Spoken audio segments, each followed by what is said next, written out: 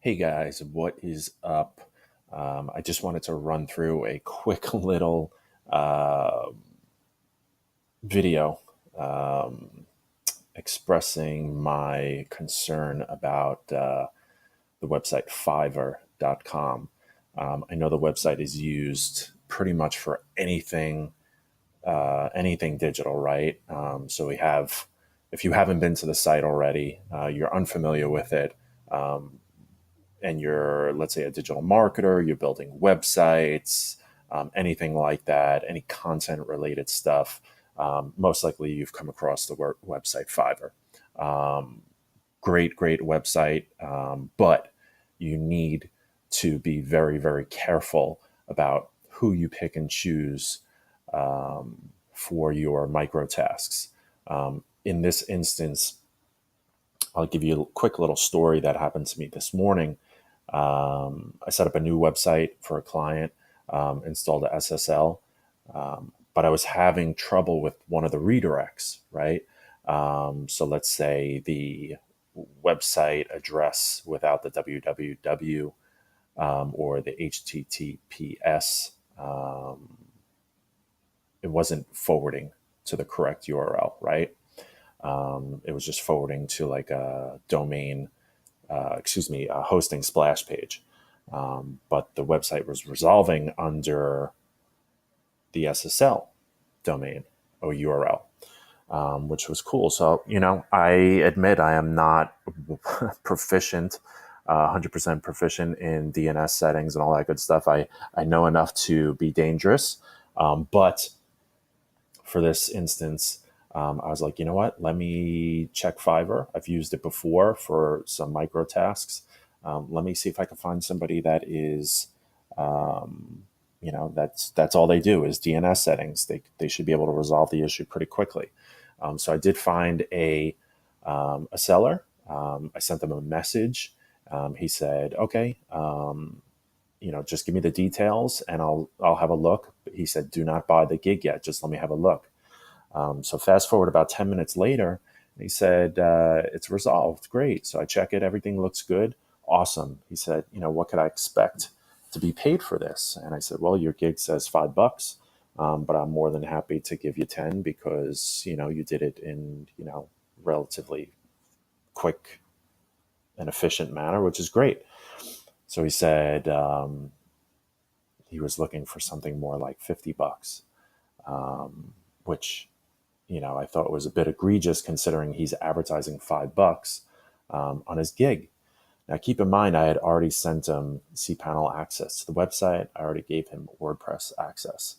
So I said, you know what? Before I even start negotiating, let me just go into cPanel, reset the password, reset the WordPress admin password, ensure that everything is good before I even start negotiating, because you never know what someone else is going to do to your site. If they have a bad taste in your mouth because I underpaid him, or he feels like I'm wronging him or hustling him, which I'm not. I just, thought it was odd that he advertised $5 and all of a sudden he's asking 50. So I went to log into cPanel. The password wasn't working.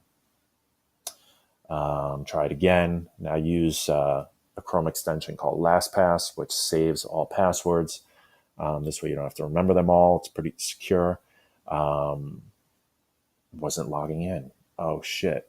Did he change it so that I can't get in there? And he kind of holds that above me until I pay him, kind of a form of extortion.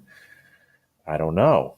I'm not saying that. I'm not saying that was his intent, but you never know, especially when you're dealing with somebody overseas. So I logged into the root of the website, to the hosting panel, immediately changed the cPanel password again.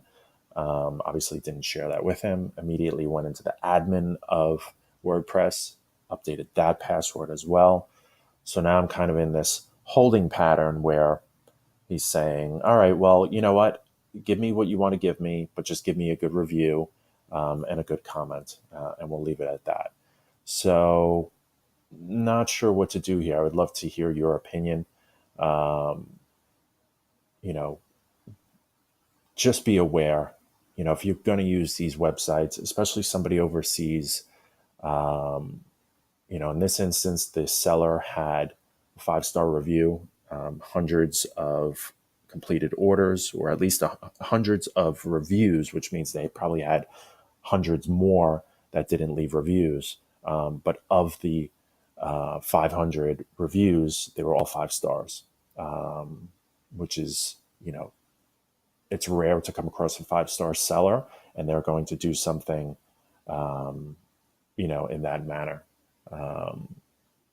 Just his tone in the messages that he was sending me kind of gave me a bad taste. And for the most part, I don't use Fiverr for anything really, really technical. And unfortunately, this was something really, really technical, or at least technical for me. So I'm going to tread lightly next time I jump into Fiverr. Any graphic design, stuff like that, great. They don't have root access or hosting level access or domain level access, register, any of that good stuff. You really, really want to be careful. You want to set them up maybe with their own account where they can't jump in and update the password for some reason. So some things to keep in mind. Hit me up in the comments. Let me know your experience with Fiverr. Let me know if you've had any horror stories. This one definitely got my heart going this morning because of course I'm dealing with a client website. Their website is live. God forbid it goes down for any period of time. God forbid he holds the website hostage because I don't pay him an extra $5 or $45. In the end, I would have, but then he would have probably had some bigger problems on his hand, because then it clearly would have been extortion-like behavior. But again, let me know what you feel in the comments, and catch you guys on the flip side.